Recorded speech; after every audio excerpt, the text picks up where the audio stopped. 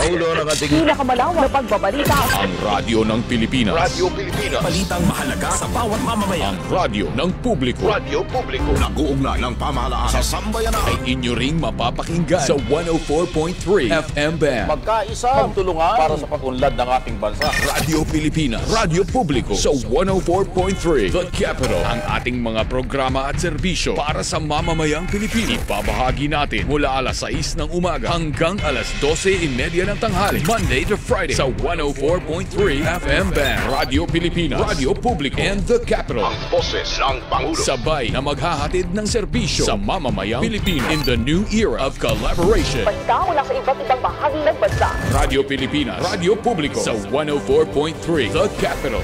Mahigpit na binantayan ni Pangulong Ferdinand R. Marcos Jr. ang pagsusunog sa 1.3 billion kilos na nakumpiskang illegal drugs sa Cleanleaf International Corporation, Capas, Tarlac.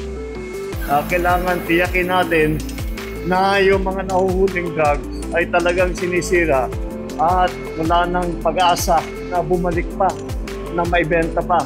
The chamber's temperature will be raised to 700 degrees Celsius, which is hot enough to destroy all of the active elements within the drug. Ikinatuwa ng Pangulo ang pagkakataong masaksihan ng lahat ang prosesong isinasagawa ng PDEA para matiyak na hindi na magagamit ang mga nasabing droga. I'm glad that the press is here para makita ninyo kung ano ba talaga ang sistema. I'm also happy that I was able to get the opportunity na makapunta rito para makita ko rin ang buong sistema from the capture all the way until its destruction. Para sa iba pang mga balita at impormasyon, manatiling nakatuto. Tapat sa pag-uulat. Radyo Pilipinas, Radyo Publiko, 738. Paano nga ba mag-register para magkaroon ng schedule sa Bagong Pilipinas Presidential Action Center? Narito ang mga dapat gawin. Gamit ang iyong mobile device, pumunta sa eGov.ph app. Pwede itong i-download mula sa Apple App Store o sa Google Play Store. Gumawa ng account. Ilagay ang email address, valid mobile number, pagkatapos ay makakatanggap ka ng one-time code sa iyong email. Gamitin ang code sa eGov app para sa verification ng iyong account at ng mga impormasyong ibinigay. Congratulations! Meron ka ng eGov.ph app account. Pwede mo na ma-access ang iba't ibang serbisyo ng gobyerno kabilang ang mga serbisyo sa Bagong Pilipinas Presidential Action Center. Ang inyong tulay sa himpapawid ng serbisyo publiko. Ang Presidential Broadcast Service, Radyo Pilipinas, Radyo Publiko. Radyo Pilipinas. Radyo Publiko. Kinilala ng pang-international at prestigyosong Asia Pacific Broadcasting Plus Awards 2025 para sa kategorya ng Government Streaming. Ito ay dahil sa epektibo nitong pagsasanib ng mga tradisyonal na media tulad ng telebisyon, radyo at print para masabayan ang mabilis na pag-inog ng mundo ng digital at social media tungo sa mas epektibong paghahatid ng mahahalaga at napapanahong mga impormasyon sa mamamayang Pilipino. Kinilala rin ang Radyo Pilipinas dahil sa patuloy na pag-akyat ng rating. Ngayon ay matatag sa pang-4 na pwesto sa Mega Manila ayon sa pinakahuling Nielsen Radio Audience Measurement Survey. At sa social media, nakamit ang mahigit 2,000% pagtaas ng bilang ng mga sumusubaybay sa Radyo Pilipinas page sa unang bahagi ng 2025. Patunay ito na ang inyong Radyo Pilipinas, Radyo Publiko ay tunay na kaagapay ng inyong pamahalaan sa paghahatid ng serbisyo sa mga mamamayang Pilipino. Mula sa aming lahat, sa ngalan ng inyong pamunuan at mga kawani ng Presidential Broadcast Service, kasama ang inyong mga himpilan ng Radyo Pilipinas sa buong kapuluan. Maraming salamat po sa inyong lahat, sa inyong pagtangkilik at pagkilala. Radyo Pilipinas. Radyo Publiko. Ito ang Presidential Broadcast Service. Radyo Pilipinas. Radyo Publiko. Ng Bagong Pilipinas para sa Bagong Pilipino. Naghahatid ng mahahalagang balita at impormasyon na guugnay ng pamahalaan sa sambayanan. Tulay sa himpapawid ng serbisyo publiko. Radyo Pilipinas. Radyo Publiko. Ang boses ng Pangulo. Sa Mega Manila, 738. Radyo Pilipinas. Radyo Publiko. Oras sa buong Pilipinas, 4 na minuto makalipas ang 3:00 ng hapon.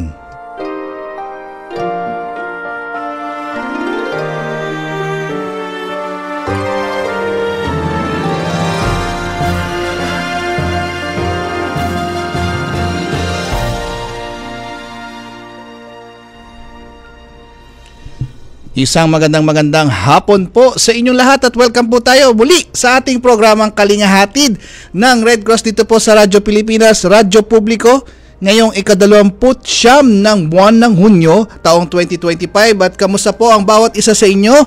At tayo po ay nagbabalik pagkat noong nakarang linggo ay tayo ay pansamantalang hindi nagsahimpapawid dahil sa ilang mga technical na at bagamat yun ay naayos naman po.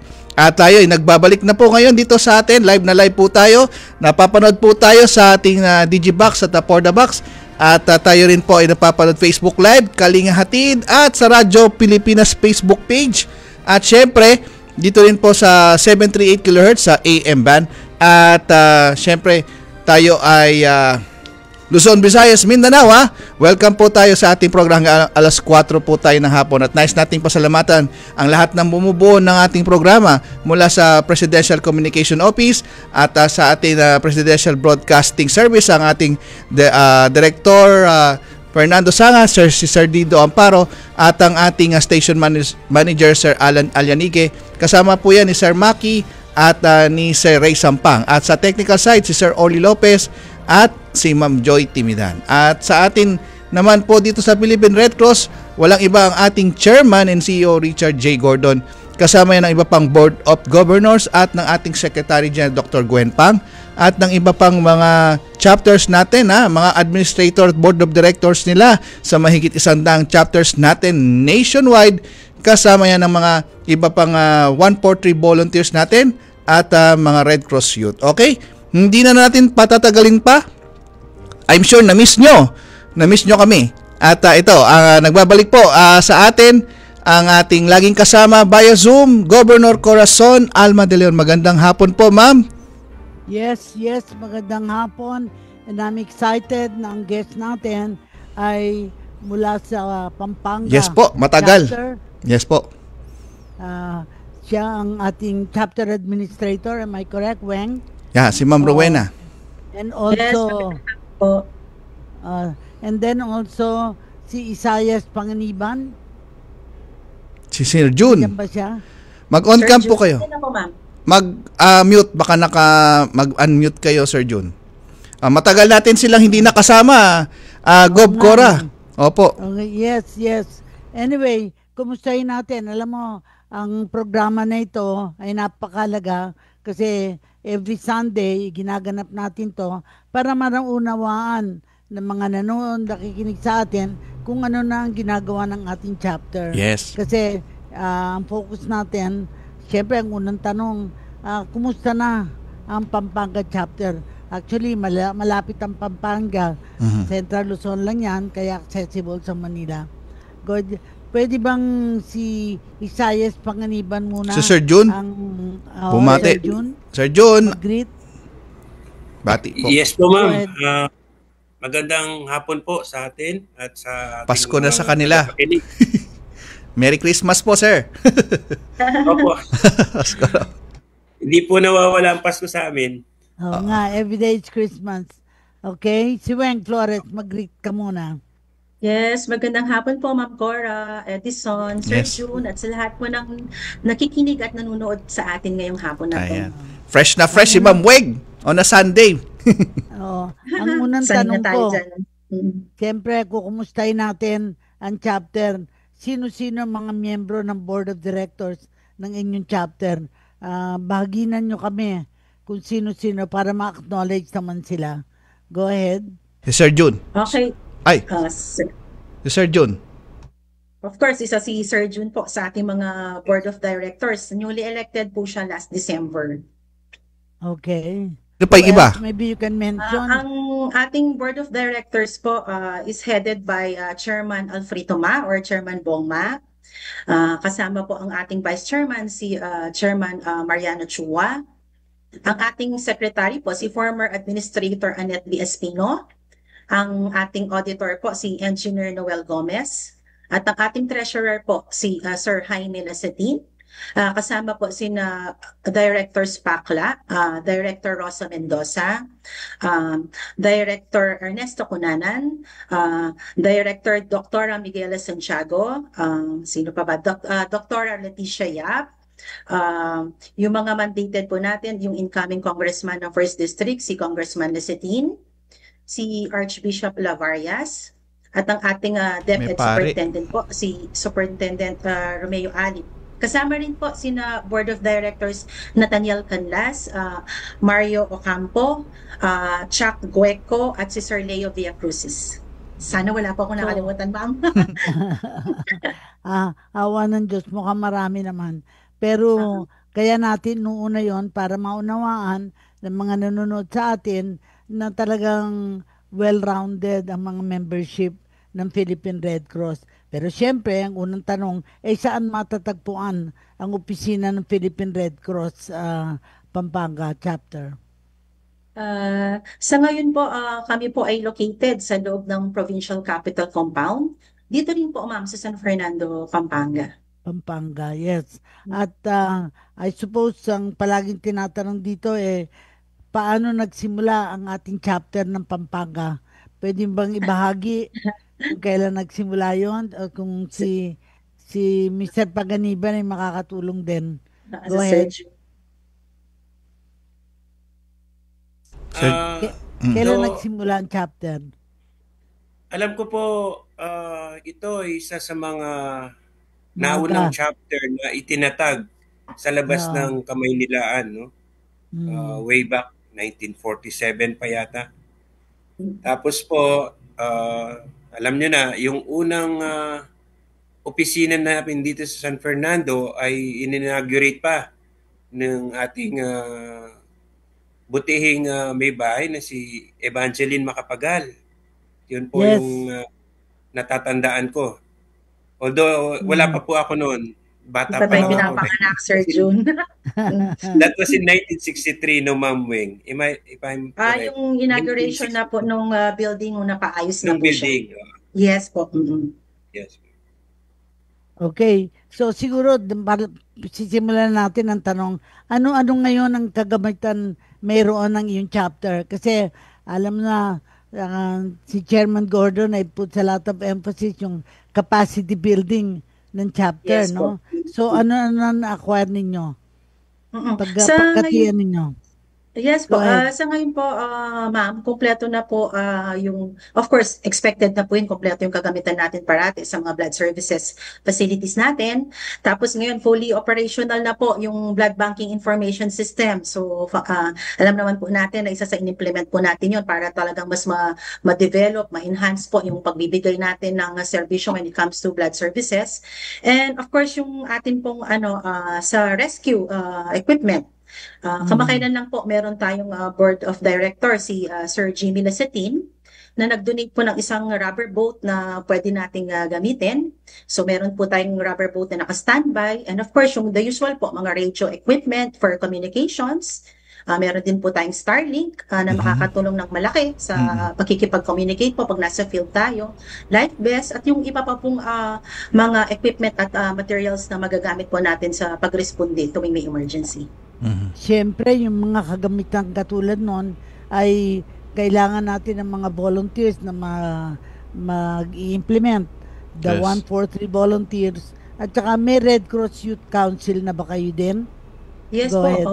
Yes po, in-intensify po natin yung paghikayat sa ating mga estudyante sa iba't ibang eskwelahan. Ganun po yung out of school youth na magtayo po tayo, madagdagan yung mga presently Red Cross Youth Councils natin sa Pampanga.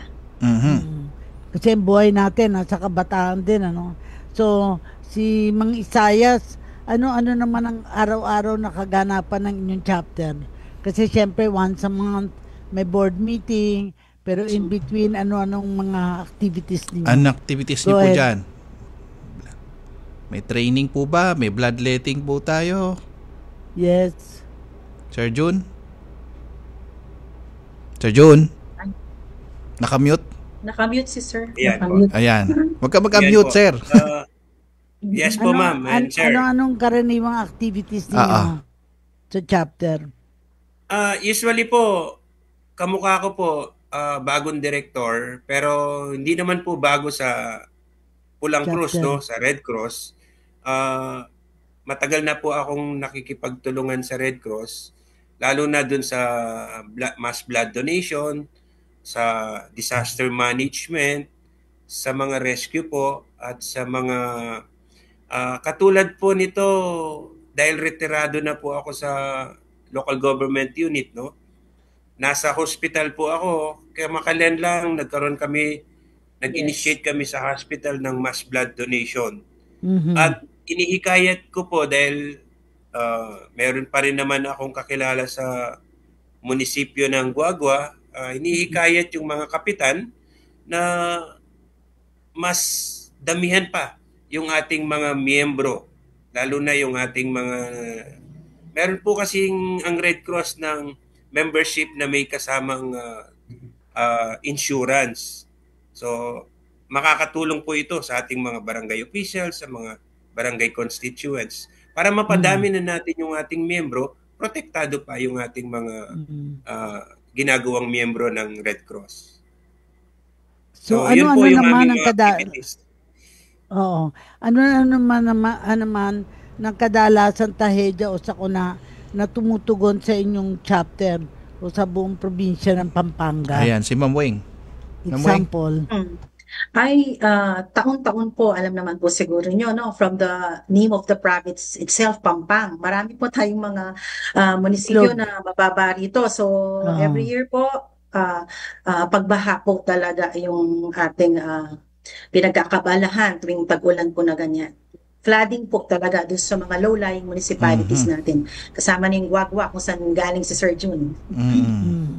Yes Correct. po. Alam po ninyo, Ma'am Cora, kasi dahil yung nabanggit ni Ma'am Weng na Pangpang, no, marami po kaming ilog dito. At hindi lang yun, dahil nasa plain po kami, nasa patag kami. So yung mga ulan sa kabundukan, dumadaos-dos sa kapatagan. At dahil mababa ang kalupaan ng Pampanga, susceptible po ito, perennially, yearly, sa floodings. And pag nagsabay pa po ang high tide, yan, dumodoble po ang taas ng tubig namin baha. So, yung usually yan, yung ano po, yung mga binabahang lugar dyan, Gob Cora, yan, na-mention po ni Ma'am, is yan yung Apalit, Guagua, yan po yung madalas na binabaha dyan, lalo na kapag nag-apaw-apaw na yung mga dam natin na nagpakawala ng tubig at dyan napupunta sa lugar na yan. Kasama niyo po yung Bulacan. Tama po ba ako, Ma'am Weng? Yes po. Kahit yung tubig niya nanggagaling sa itaas, sa Nueva Ecija, sa Aurora, dadaan po yan sa Pampanga River. Opo, paano kayo ngayon nagpe-prepare dyan? At ako naman, ayan, si Gob Cora. Nagkaroon ako ng karanasan na naging chairman ako ng Mount Pinatubo Commission. Kaya narating ko yan, yung mga lugar ninyo.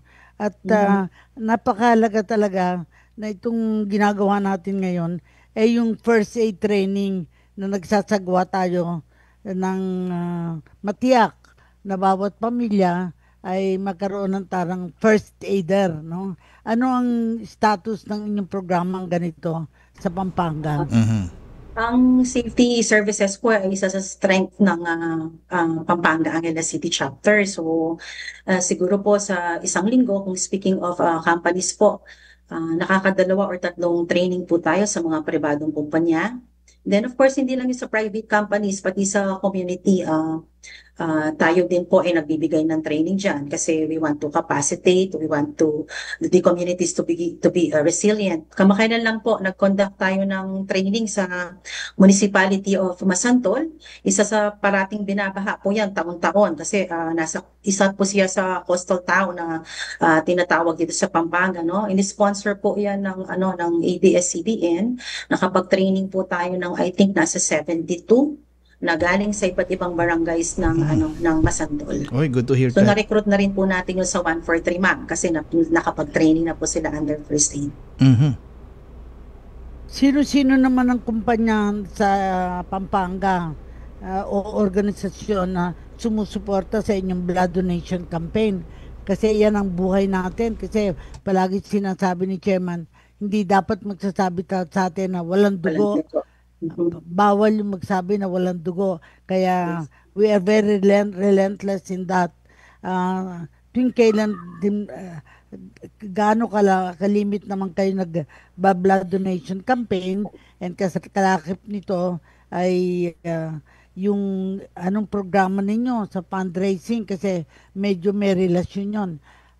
Ang dugo ay hindi libre. Ang processing lang ang may bayad, at gusto natin ang dugo ay maging talagang accessible sa mga tao at any given time. So ano masasabi nyo sa suporta na tinatanggap nyo sa blood donation at saka yung mga training para mapalaganap natin ang kaalaman sa Pampanga Red Cross? Yes po, when it comes to the blood services, alam naman po natin yan, ma'am, yung donor recruitment, dapat tuloy-tuloy po yan kung pwede. Araw-araw, posting sa social media, ano po, pagtawag sa mga partners. Gaya nga ng sinabi ni Sir Jun, ayan po sa private sector, may mga hospitals po tayong naging partner. Kagaya nung po kay Sir Jun sa Rosario Memorial Hospital sa Guagua. And then of course, yung mga companies po, ma'am, dito sa Clark Freeport Zone. Yan, marami po tayong mga partners dyan when it comes to blood donation. Kaakibat din po natin ang DepEd para sa mga eskwelahan.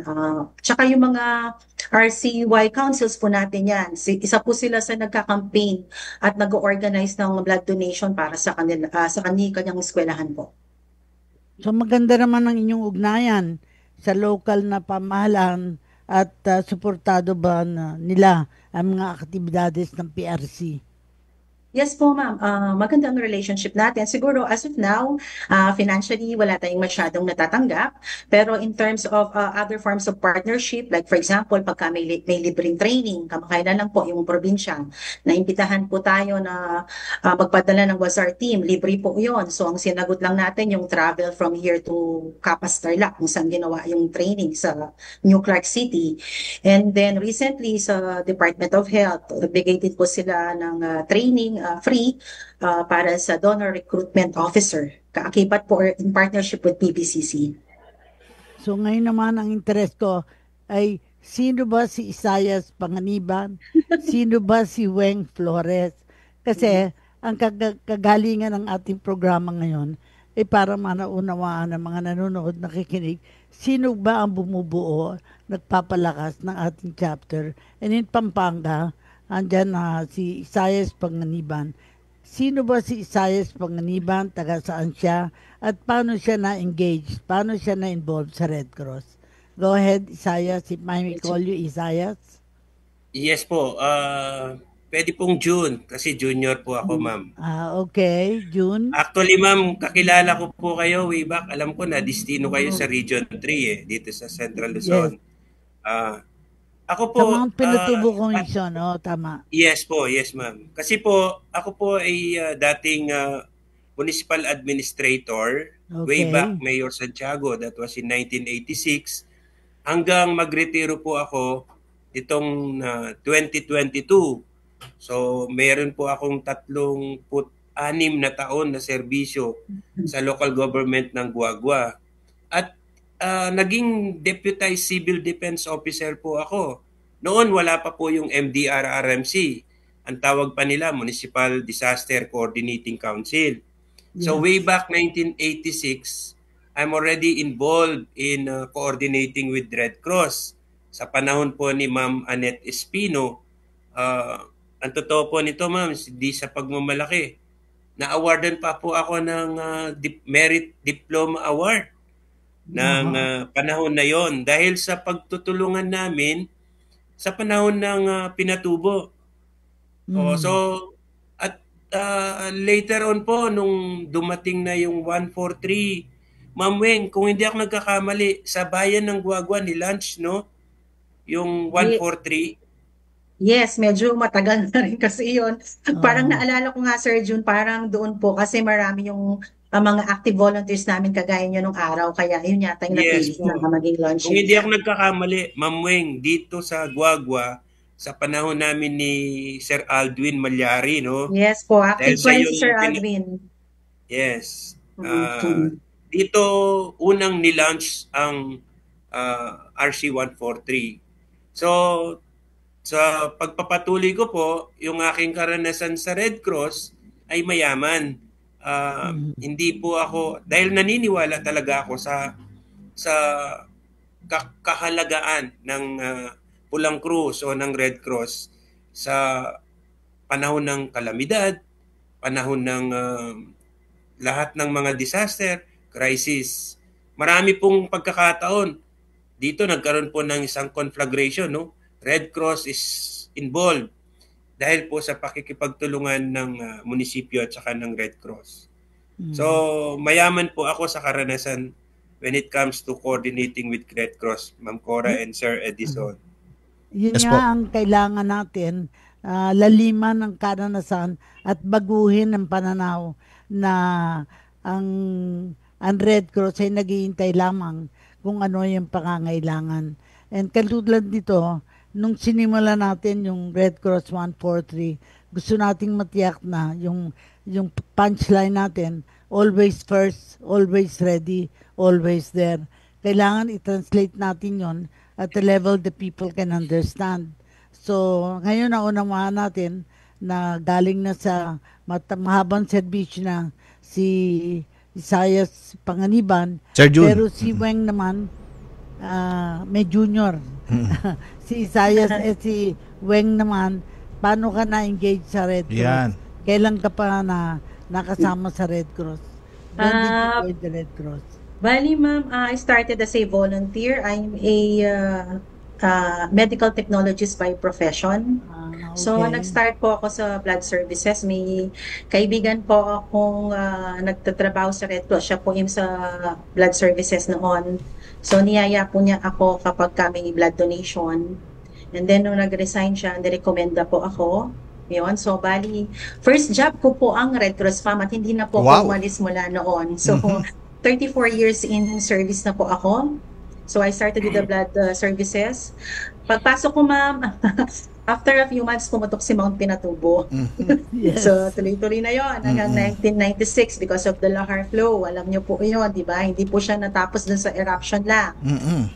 Pagkatapos nung na-appoint naman po akong officer in charge, anong first day ko, nangyari naman po kung natatandaan nyo yung earthquake sa Porac, yung nag-collapse na Chuson Supermarket. So, first day of work ko po yun, ma'am. Nandun ako kaagad sa field. So, nasaba ka po agad. And then, of course, the pandemic. So, ito nga po, 34 years in service, ma'am, sa Red Cross. Ayan. Good.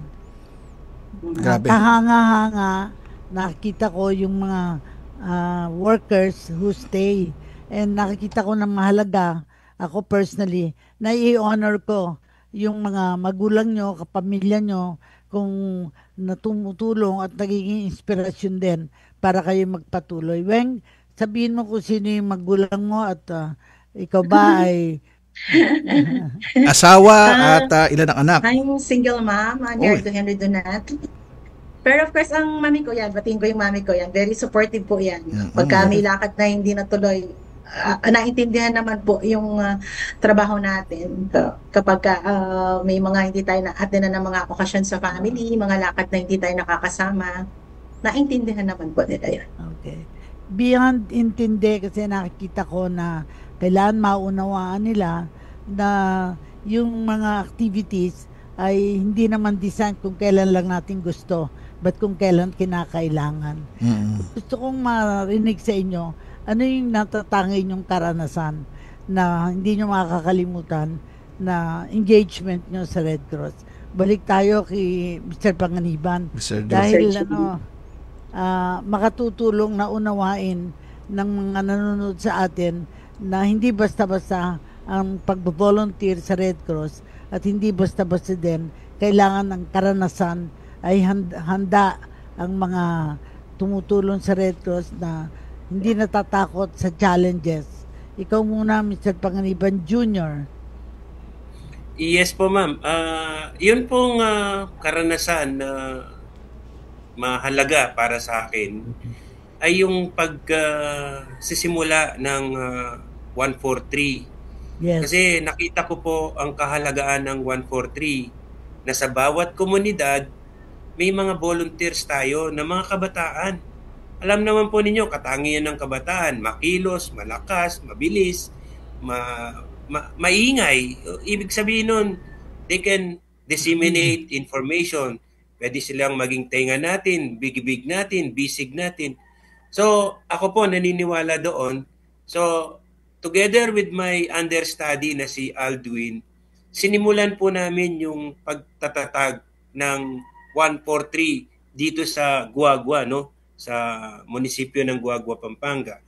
At naging successful naman po kami. Hanggang ngayon, yung aming mga volunteer noon na kabataan, ngayon, may katandaan na. Pero yung mga anak naman nila ang sumusunod. Yes. So, yun po ang magandang karanasan ko. At syempre pa, yung mga ibang mga naging karanasan ko na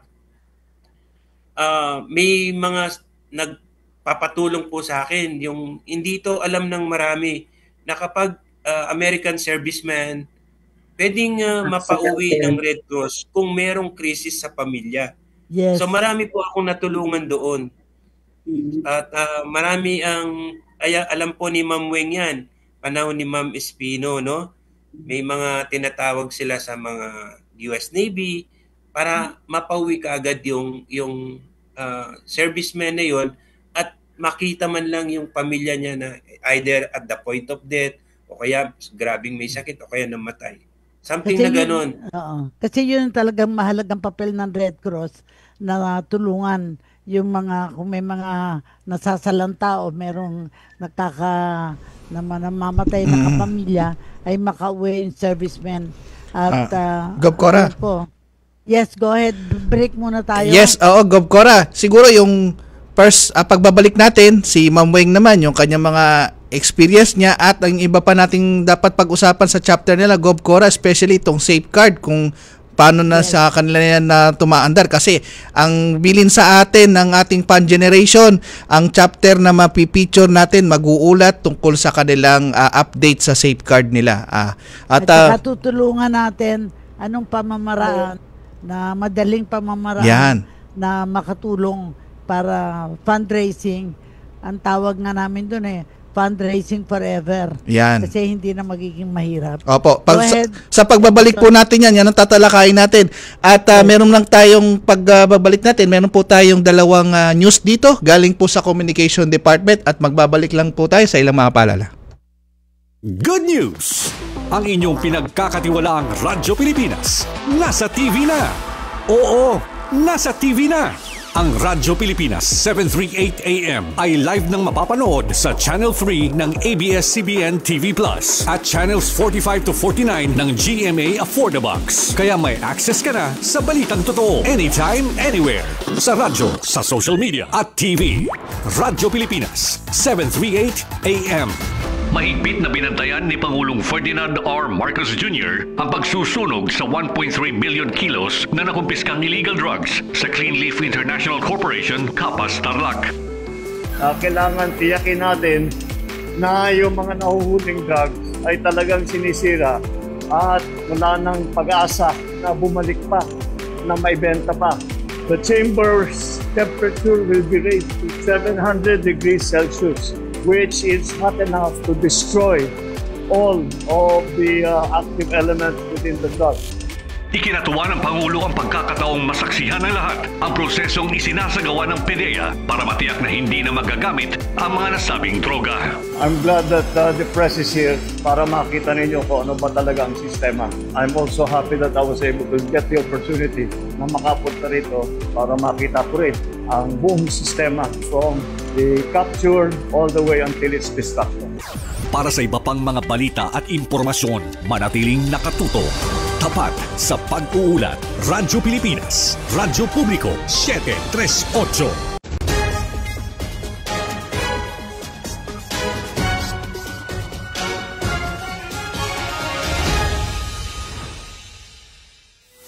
Ang Red Cross po, siya nagsimula ng blood donation dito sa Pilipinas sa tinatawag nating First Blood Bank in 1947.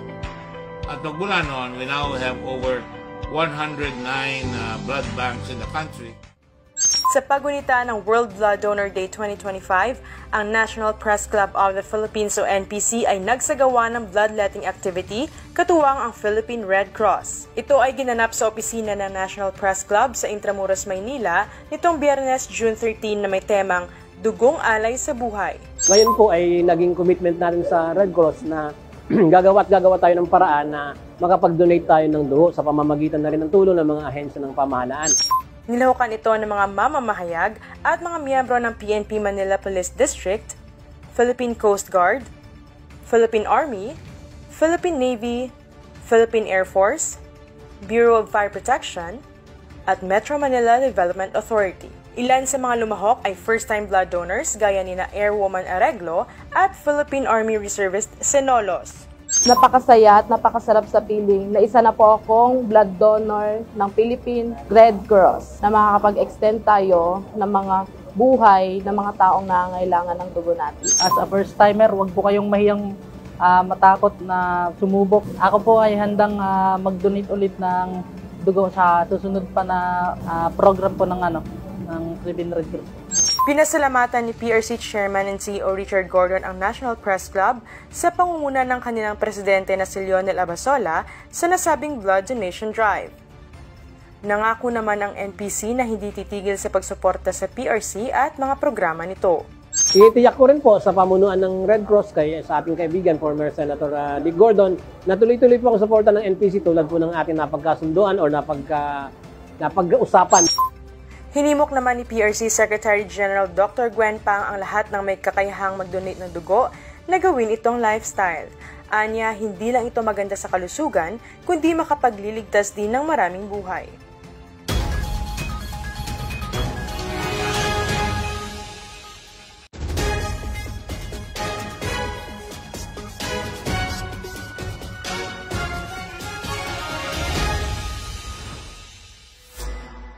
Sa loob ng 6 na buwan ay nananatili pa ring aktibo ang Philippine Red Cross o PRC sa pagbibigay tulong sa mga apektadong residente ng panakanakang pagsabog ng Bulkang Kanlaon na sa kasalukuyan ay nasa alert level 3 pa rin. 10 evacuation centers ang nagsilbing pansamantalang tahanan ng halos 700 pamilya o mahigit 3,000 individual. Dahil dito, mas pinaigting at mas pinalakas pa ng PRC ang mga serbisyo nito. Isa na rito ang safety services na nagtayo ng first aid stations, nag-deploy ng mga ambulansya at nagbigay ng pangunahing lunas o first aid sa mga residente.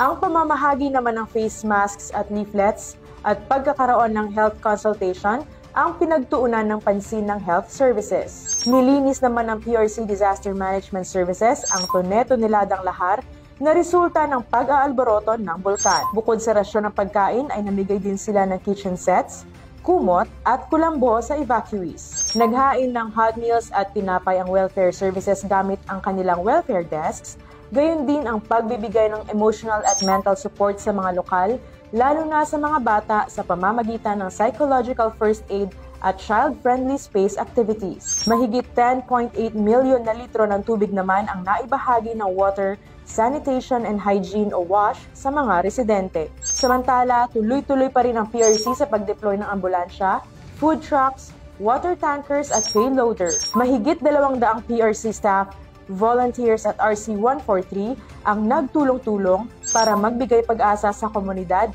at mas pagtibayin pa ang loob ng mga residente. Tiniyak ng PRC sa pangunguna ng chairman at CEO nitong si Dick Gordon na hindi ito titigil sa pagbibigay ng tulong at suporta sa mga apektadong pamilya at komunidad na aktibong bulkan. Po ang ating report, PRC News Flash na hatid ng Communication Department. At syempre nanonood pa rin tayo dito sa atin sa ating ikalawang bahagdan ng ating programa. At sa mga nanonood po sa ating Facebook Live, mag-like and share po tayo at mag-comment. At may mga nanonood po tayo watching from Imus Cavite and Dolores Tarlac City. At shout out po kay Director Fernando Dido Amparo, si Sir Rene Pineda. Ayan po ang mga nag-like sa atin at nag-comment sa ating Facebook page. Gob Cora? Yes, napakahalaga yung pag-uusapan at every program, pag-uusapan natin ang development ng safeguard. Ayan. Safeguard. Yes, hindi safeguard. Safeguard. Although, Yun ang sinimula ni Chairman Gordon sa Procter & Gamble. Yung safeguard ay naglalayon na mag-recruit ang bawat isang miyembro ng ng 4, bale, yung nag-recruit at saka plus 3. So magiging 4 at magre-recruit. Ang payment for membership is 1,200 pesos. 1,002. At yung 1,002 makaka-avail ng tinatawag nating gamit ng ating emergency na sasakyan, no? At once at saka makaka-access sa dugo.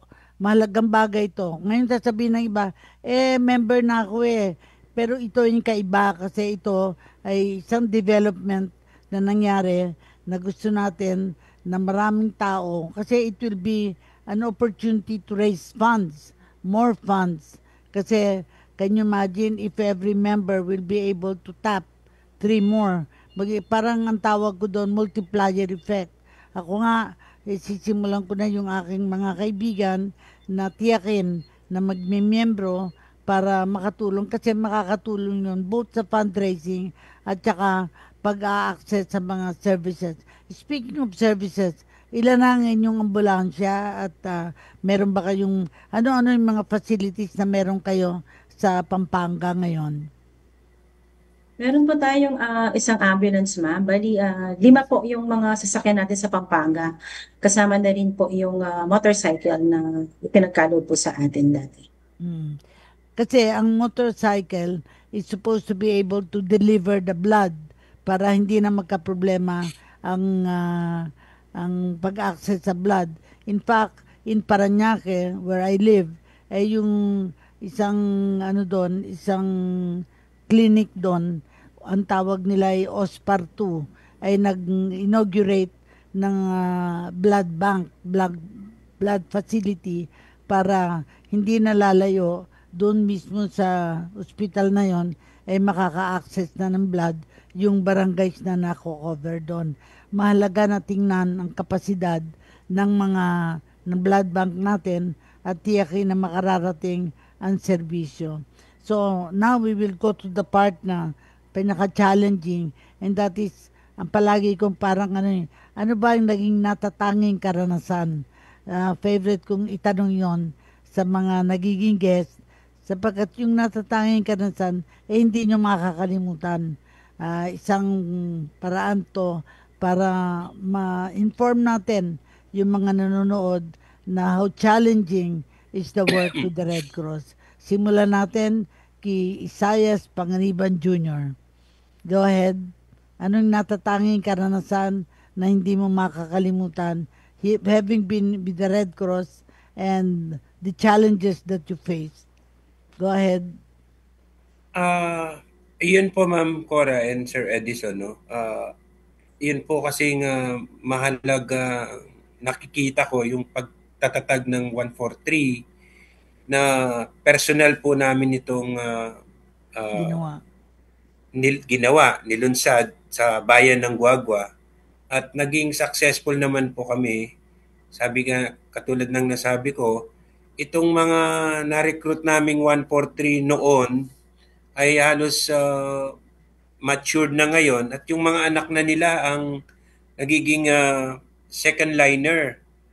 So, mahalaga po kasi itong 143 na to dahil dito halos kabataan at sila yung nagiging mata, bibig at bisig natin sa mga komunidad. And we really strive hard para maikalat ito sa bawat barangay. Meron po kami 31 barangays dito sa Guagua. At yun nga, nakapagtatag kami ng mga 143. At syempre po, on the personal note, sabi ko nga, sa pakikipag-ugnayan ko bilang volunteer noon pa, panahon pa ng Pinatubo at panahon ng COVID, naging mahalaga sa akin ang papel ng Red Cross at pakikipag-ugnayan dito. Kaya po nung nagretiro ako at napunta sa isang hospital, private hospital, ang una kong isinagawa po ay una, yung aming itinatag na caregiving school sa loob ng hospital. Ang Red Cross ang nagtitrain po dun sa kanilang kinakailangan training sa BLS, yung Basic Life Support. At saka po, kauna-una, nag-conduct po kami ng mass blood donation with Red Cross. Kasi yung mga hospital po, lalo na yung mga privado, they want it dun sa JBL, yung regional hospital. Kasi sabi ng DOH, dapat sa gobyerno. Pero ako, dahil nasa puso ko ang Red Cross, kaya in-access ko po ang participation ng Red Cross sa mass blood donation. And we will continue that po. At yun ang mahalagang karanasan ko sa Red Cross. At patuloy na magiging karanasan. Totoo na malaki ang papel ng Department of Health kasi ang dalawang ahensya lang ang nagsusulong ng blood campaign at nagnisilbi katulad ng Red Cross at saka Department of Health.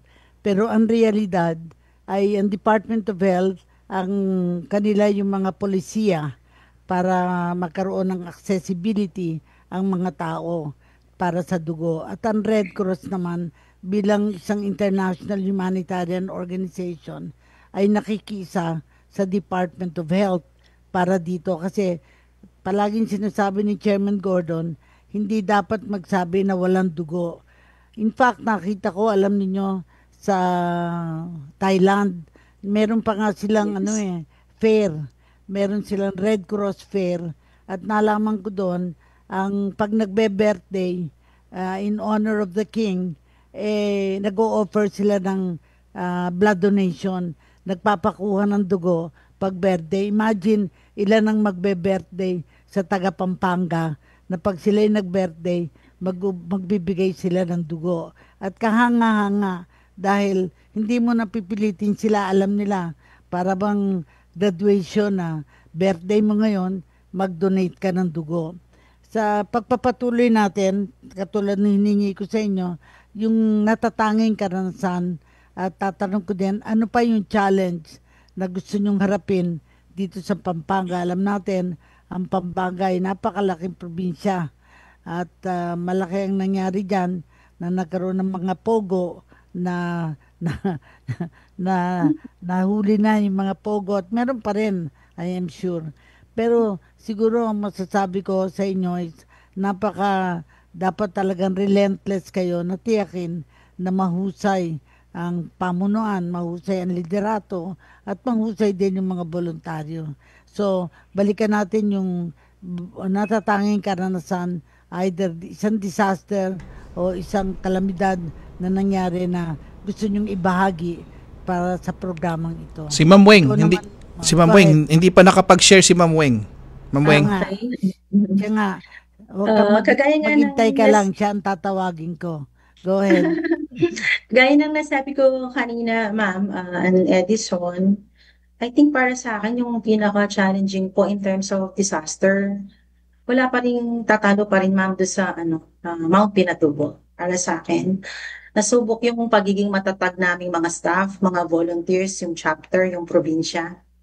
So, kasi years po yun, Ma'am. Pumutok siya ng 91 and I think natapos yung relief operations namin around 95 na po. At nung pagputok niya, halos araw-araw po may pasok kami noon.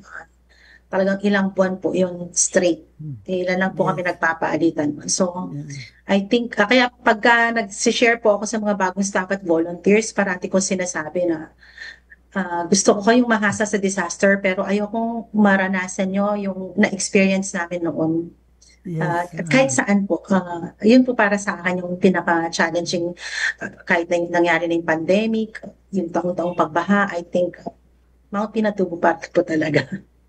Pero stands to reason na ipaalam natin na tayo ang pinakamalawak na narating, nagawa para sa pandemic. Yung ilan ng mga taong na-test natin at kahanga-hanga talaga ang nangyari, ang ginawa ng chairman sa molecular laboratory.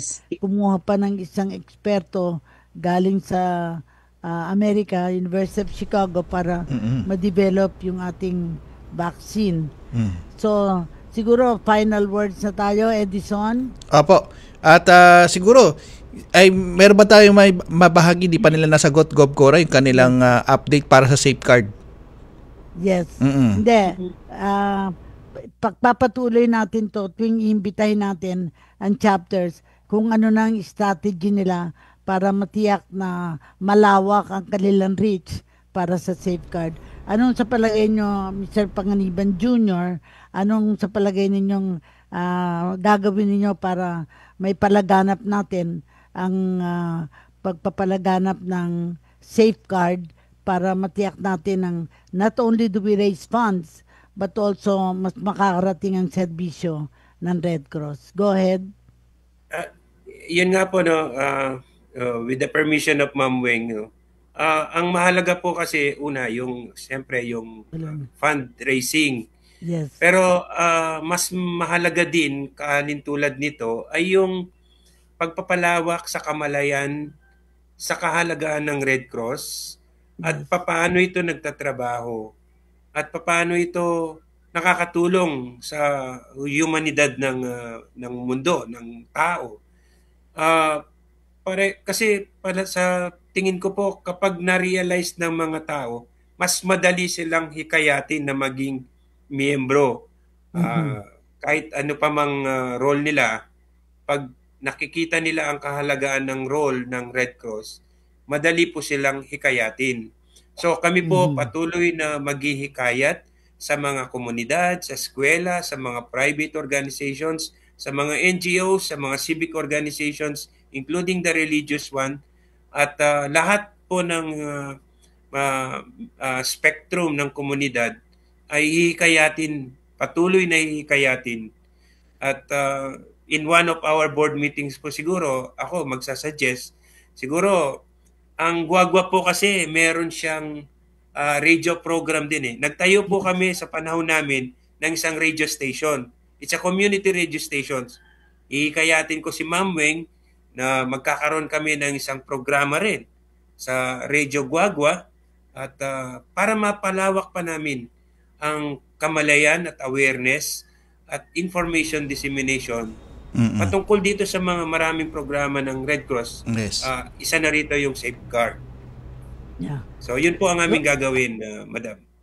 Ikaw naman, Weng, kasi tama yung sinabi ni Isayas, no? Dahil ang concept natin 1+3 kasi red RED 1+3.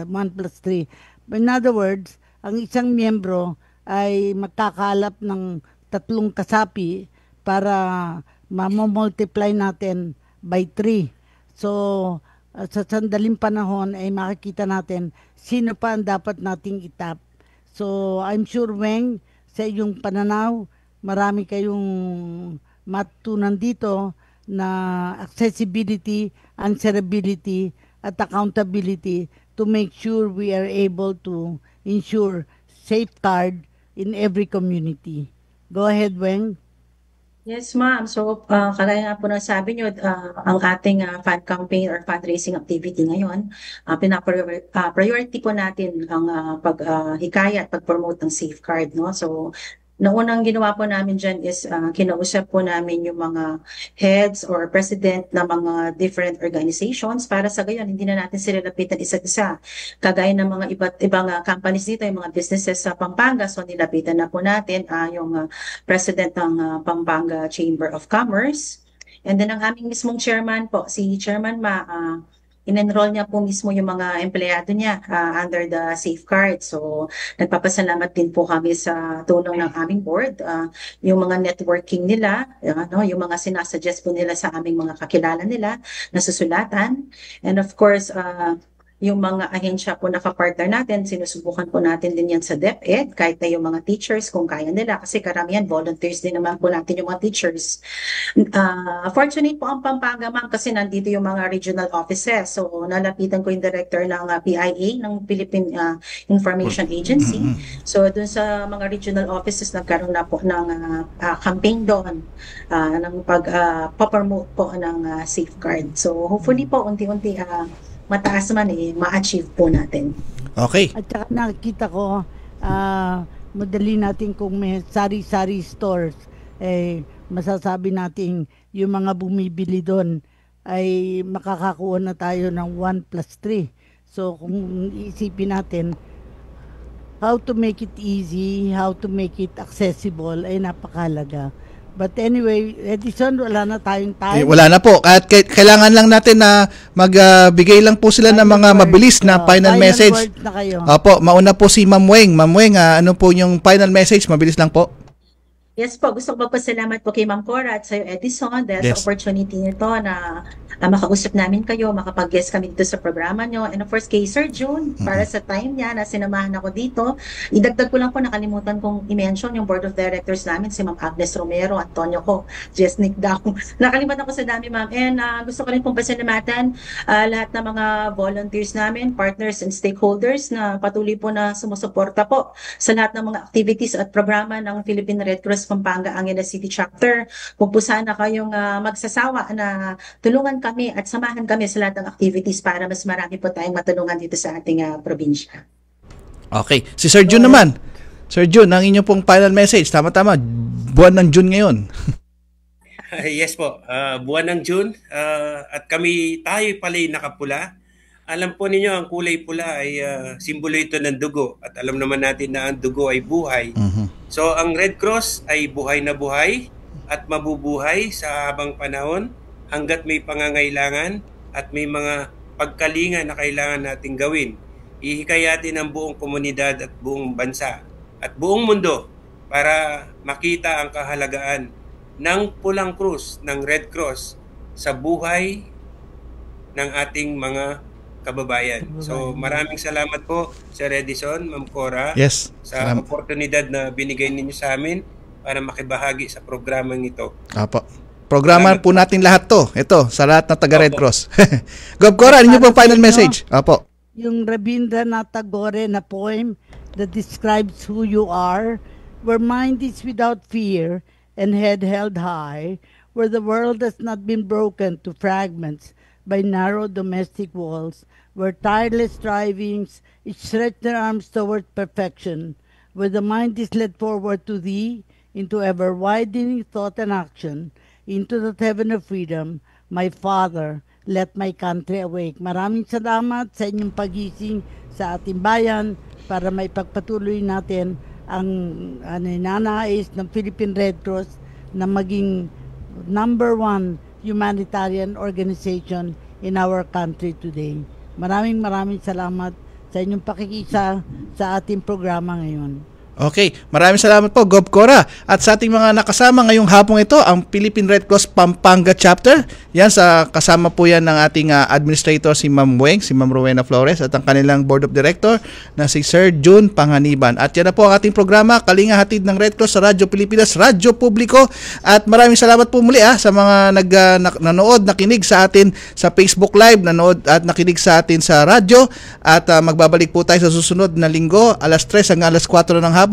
Ito po si Edison Enriquez at susunod na po ang pagbabalik natin ni Sir Albert Sebastian at kasunod po yan ang programa ni Vance Fernandez. Ito po, 2 minuto bago mag alas 4 ng hapon. We know